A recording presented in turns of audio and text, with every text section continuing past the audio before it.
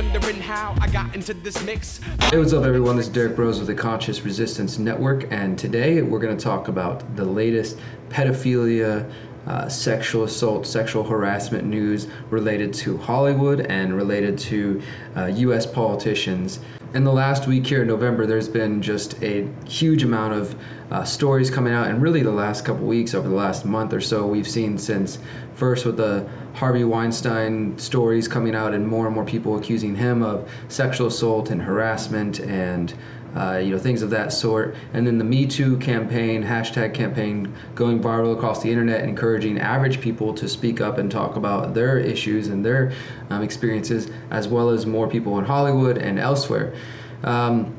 We've also had recent news from Feldman and from, there was Kevin Spacey and other Hollywood people who are getting either accused or making accusations against other individuals. And today we're going to cover the latest information on that and how it relates to a bigger picture, which is the fact that we have a pervasive issue, a problem here, some sort of disturbing, disgusting network of sexual crimes and pedophilia in many cases that involves Hollywood, that involves important, powerful political figures and important people from across the spectrum who are involved with this, and I would say who are involved at some level with human trafficking, sex trafficking, and other disturbing things. So let's get right into this. Let's look at the Feldman story here.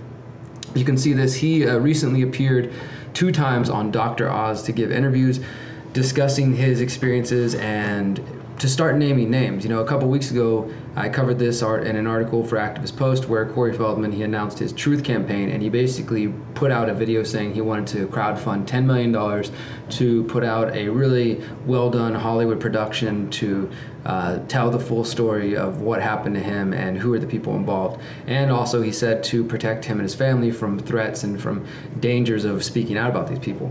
Well, in recent weeks he's decided to go ahead and speak out anyways, and he did these 2 interviews with Dr. Oz, and you can see them right here. Of course, the first person he named was John Grisham, who, if you go check out this dude's MySpace and some of his other social media profiles, he's got pictures with Feldman and Corey Haim when they were younger. Like, he's still, I don't know, he still likes those images, and maybe it's a proud time in his life, but I don't know, in the context they seem kind of creepy. So he names that dude, and he's apparently gets pretty emotional. He's crying, he's discussing exactly what happened. And then you can see here in a new interview, he actually, hold on, let's say this first. In that first interview, when he names John Grisham, Dr. Oz helps Feldman file a police report with the Los Angeles Police Department, and so a report was filed. The police announced they were investigating it, and then later they announced that the case was closed due to statute of limitations. So this man who more than likely molested Feldman, possibly Corey Haim, and other young child actors, John Grisham, he's going to just be roaming free. Then Feldman named a second man, a second alleged abuser by the name of Alfie Hoffman. Now, Hoffman is known to have operated an exclusive club for Hollywood teens where they were allowed to relax with their peers without the interference of fans or paparazzi. So he talks about this soda pop club in the second interview, and this is, it makes sense in the context of what he's described before, because he's talked about this since 2013, and he said that, they were surrounded by groups of older men who would bring these young boy actors together and kind of subtly manipulate them or get them involved with different crazy things. So yeah, Feldman's now talked about that in 2 different interviews with Dr. Oz. And then you have this interview right here with Newsweek that he just gave. This came out just yesterday. It says Feldman, demonic force motivated him to expose alleged pedophiles in Hollywood. So they talk about the same information, Alfie Hoffman, John Grisham, and they ask him what made him decide to start naming abusers. He says, it was almost demonic, really. First of all, the Harvey Weinstein scandal broke. People in my life who know my background were suddenly saying, Corey, do it now. You have to name these guys now. So he decided to do that. And they asked him why he described the moment as demonic. What do you mean by that? He says, I'm not invested in the Bible, but the more I talk about good versus evil, the more I try to identify evil in the world, I'm hearing from friends, and lots of this sounds like signs of the end of times. I believe that pedophilia in Hollywood is the symptom of a huge network motivated by dark forces. People cover up stories like this for power, for greed, and they choose to ignore the victims because they don't want to have to think about what they did or didn't do that led to kids being in harm's way. So he goes on to say he's been assaulted, his friend's been assaulted, he's been attacked and harassed for speaking about the pedophiles. And, he goes on to talk about his experiences with Corey Haim, what he was like before he died, what he had to deal with. And basically they talk about sexualizing child actors and things like that. And he's talking more freely about this. And he also says he's got a feature film that he wants to produce about all the ways we victimize children in Hollywood. My dream is producing it, getting to screen in 4 cities and make enough money to expand nationwide. He talked about some other projects. But he also mentioned here that, it's mentioned that he has many child actors who are coming out to support him, including Alyssa Milano, Keith Coogan, Sean Astin, Elijah Wood, Jason Lively, and Allison Arngrim, who are using the hashtag #IStandWithCorey. But they sort of point at the fact that there's probably more children actors who are out there who just are afraid to speak out against these, as Corey Feldman put it, these demonic forces, these dark forces in Hollywood that cover up things. And now I want to move to another story. This is coming from the father of a Hollywood actress who recently died a couple of years ago. Her name was Misty Upham, and this is her father, Charles Upham, posting on October 15th here on Facebook. You can see this. Again, all these links will be posted below so you can look for yourself. But he starts discussing how, because Harvey Weinstein's allegations are coming about, it's giving people what he says, a sexual harassment poster boy in Weinstein that we can martyr to ease the conscience of higher society for a while. But this is not an isolated incident. This is an institutional problem that exists in many organizations in corporate America, including religious orders, law enforcement, politics, education, federal, state, and local governments. The victims are not just women. They include men, elderly, mentally ill, children, and male and female of all races, and even some animals. So what does this have to do with this whole Weinstein Hollywood scandal? Well, as I said, his daughter, Misty Upham, she died. Before she died, she said that she was raped at the 2013 Golden Globe Awards by someone associated with Harvey Weinstein. So, again, when we look into this, we can see that people have been talking about this for quite some time. Apparently, Hollywood wasn't paying attention, or nobody wanted to speak out yet. So what is it that's causing people to speak out? That's what I'm trying to understand here. But she said she was raped by a Weinstein executive at the 2013 Golden Globe Awards. The rapist forced her into the men's room and had his way while other men in formal wear cheered him on as if he were chugging a beer in a contest. As Misty made the walk of shame back to the event, the exec was given high fives, bragging rights, and another notch in the Weinstein Co. belt. What should have been an auspicious occasion for Misty turned into a nightmare of pain, humiliation, fear, and anxiety. He says that her mom and I pleaded with her to press charges since she still has the torn green dress she wore with the DNA all over it. I'm guessing that means semen. She was afraid to pursue charges because she knew Harvey Weinstein could protect his constituency and ruin her existence. She says her experience with him left her with the impression that he was a powerful man with many influential connections and could make people disappear. And they go on to tell some stories and talk about this. And the dad also discusses how this is not just an issue of Harvey Weinstein, but this is also part of a larger issue of attacks on Indigenous women, missing Indigenous women, sexually abused Indigenous women. So this Misty Upham, she ended up dying. They say that she fell off a cliff while she was hiking one day, and it was shortly after she'd been making these claims about Harvey Weinstein and making a big deal. And apparently she was attacked by other actresses and stuff who were calling her a slut and just attacking her and things like that, and they just victim blaming. And she also apparently suffered from PTSD from being raped and having to deal with that. But she ended up dying. They said she died from blunt force trauma. Whether or not it was foul play, no one knows. But she was found at the bottom of a cliff after accusing people connected to Harvey Weinstein. And this week, I guess last month, her dad decided to speak out about it because he realized this is becoming a bigger issue right now. So look into that story if you've never heard of her before. Now we also have Sylvester Stallone, which apparently this is another one that's fairly old, but is just coming out now into the public consciousness, and people are paying attention because of it, all these things are coming to light. This is according to The Baltimore Post-Examiner, which published this in 2016, that Sylvester Stallone is accused of 30 years ago having group sex with a teenager, 16-year-old girl at the Hilton Hotel. This was coming from a police report taken by the Las Vegas Metropolitan Police Department, Officers Report number 86-73022, that was obtained by the Baltimore Post-Examiner. Look at the subject: sexual assault suspects, Stallone, Sylvester, and Michael DeLuca. And it describes how on July 28th, 1986, at approximately 10 p.m., there was somebody that was contacted after being told by a young woman, little girl, 16 years of age, that she was sexually assaulted by Sylvester Stallone and his bodyguard. And they described the whole situation. I mean, the whole police report is right here for you to see. And basically, at some point, he kind of jokes. They describe him going in the corner, and she said that they didn't have sex because he only put it in a little ways and only kept it in there for a few seconds and then took it out. She said he made a comment about her being very tight. Then he asked her if she knew what it meant to come, and so he said that she watched him jerk off in the corner, basically. And then, he said basically that they're both married men and that she could not tell anybody about the incident, and if she did, they would have to beat her head in. She said that he laughed afterwards, so he made the comment, so she thought it was a joke, and she took it as a joke also. So it goes on and on, but basically they just hushed up this young girl, and she was told never to speak about this, and the police report, nothing really came of it, even though, they're sitting there describing this famous actor and his bodyguard, like, touching on and sticking their body parts inside this little girl, jerking off in front of her, and nothing ever happened to that one either. So, now that's coming to light.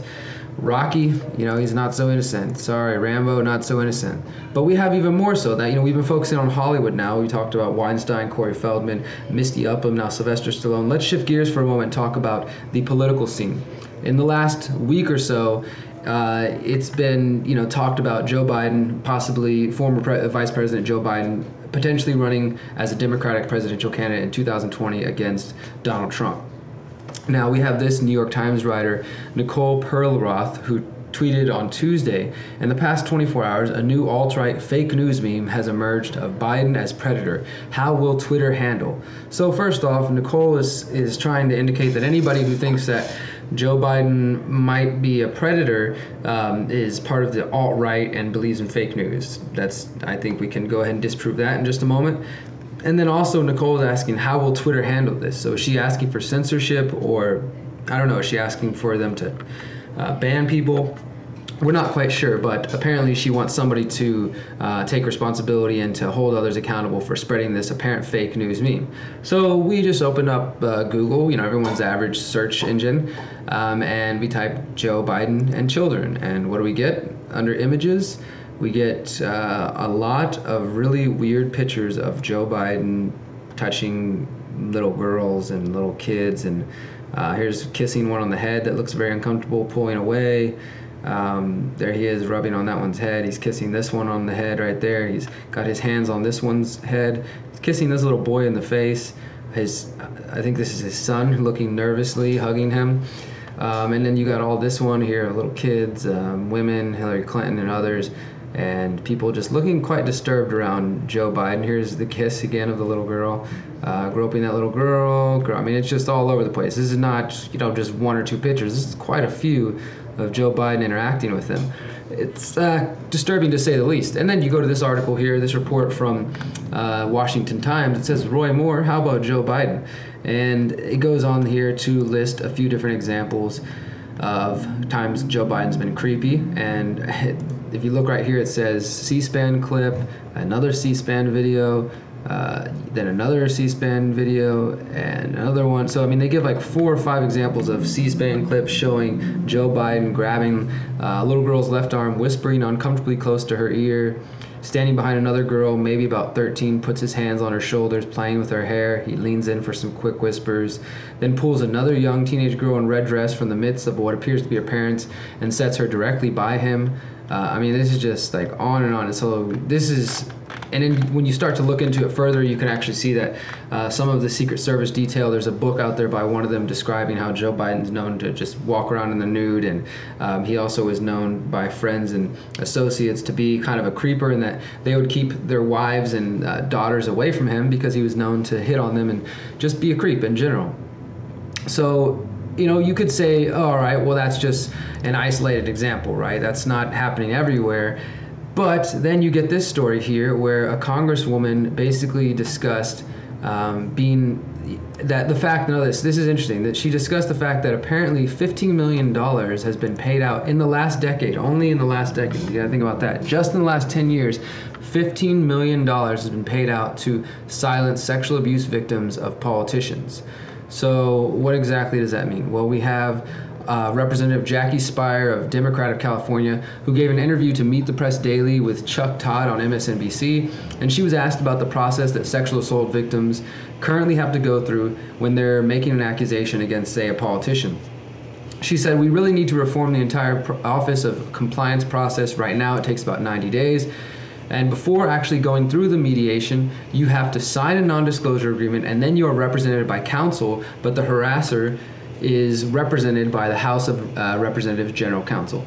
So basically, they're saying that anybody who chooses to go through this process, first they have to sign a contract saying that they won't talk about whatever happens. If the politician is found guilty or held accountable, or if there's a fine, you can't talk about it. So if you want to get some sort of justice, some sort of accountability, then you aren't going to be allowed to talk about it. Speier also said, "I think moving forward, we have to take steps to make sure that there's transparency, that in fact the harasser is not going to have the settlement paid out for by the U.S. Treasury and have all the taxpayers paying for it. It should be something that is paid for by the individual," and that makes perfect sense, right?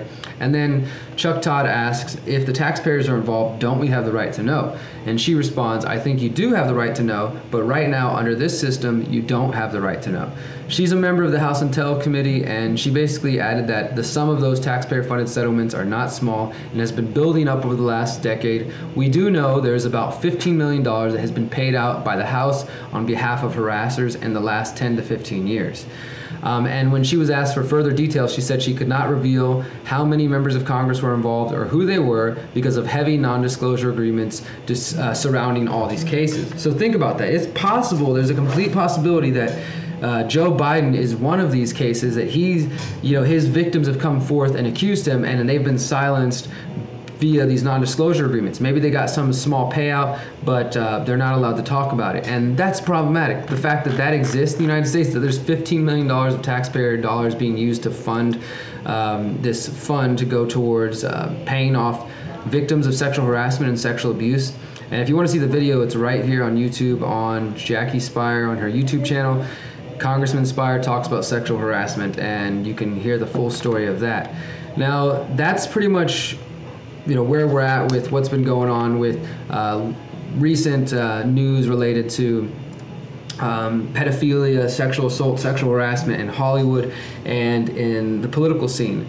But before I end, I want to mention something that I think is important for us to be critically thinking about this, because I'm suspicious every time the corporate Deadstream media is talking about a single topic, okay? So when the Me Too hashtag campaign went viral, I was happy because I think it's important for women and people, men as well, who've been abused and harassed and things of that sort, to speak up. So people can really be heard and exercise their freedom of speech and feel comfortable to speak out, right?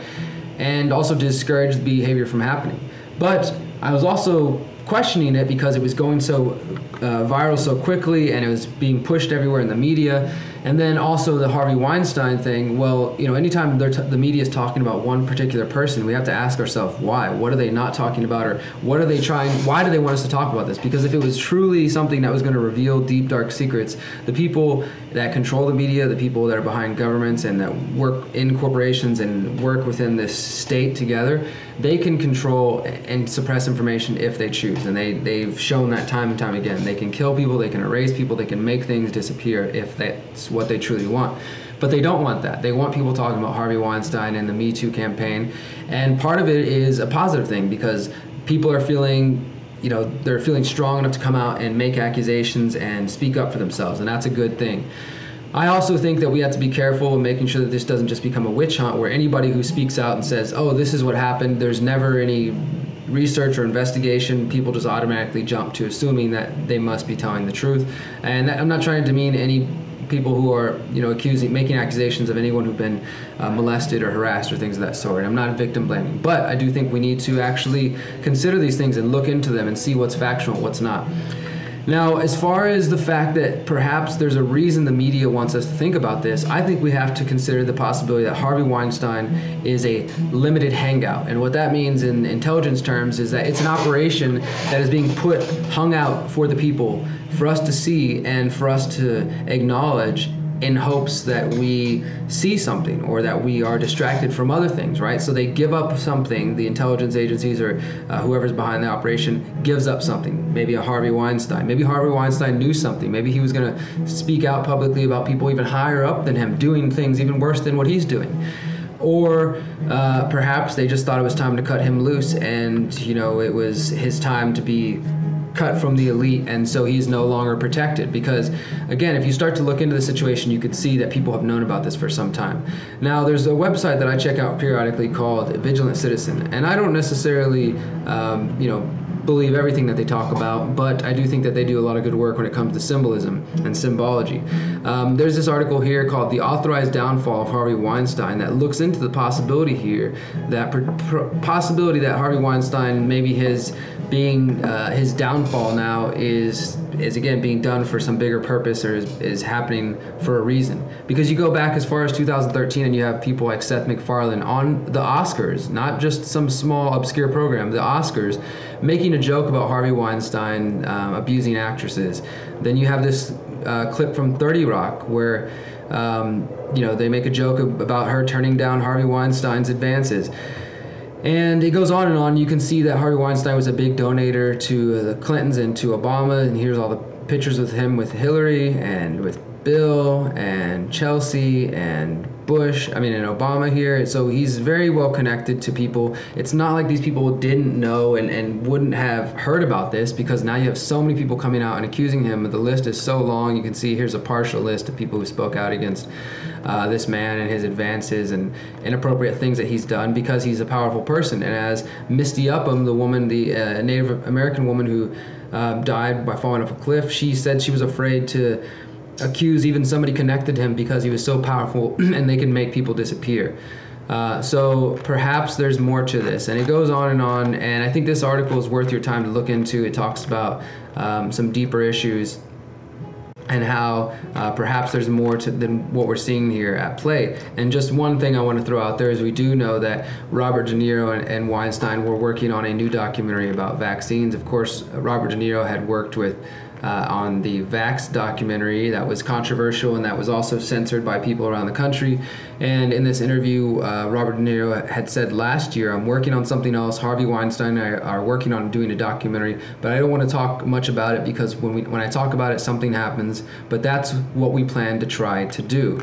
So, I don't necessarily know that it's related. I'm just throwing that out there that perhaps there's more to what's going on than what we are, being told in the Deadstream media. After all, they do have an agenda. After all, they do have their own agenda going on. They have their own purpose and their own need to push us and steer us in directions. So we should always be critically thinking. We should always be questioning in our thoughts and try to understand if the corporate Deadstream media is talking about one issue, why is it they're talking about it, and what do they want us to be seeing, and what are they distracting us from? So that's it. That's the latest in pedophilia, sexual harassment, sexual assault news from Hollywood to the political game in the United States. And I will keep up with this as it develops and keep exposing this, keep looking into this research and helping people understand that there is a huge dark network that exists that pervades all different areas of our life, that involves probably human trafficking, sex trafficking, pedophilia, and generally a culture of sexual assault on humanity at large. Thank you guys for watching. Please do subscribe to our YouTube channel. Check out our website right there. And if you want to follow me, you can follow me on Twitter at DBrosLiveFree, and I'm on Steemit at DBros. Thank you guys for watching. Remember, you are powerful, you are beautiful, and you are free. Peace.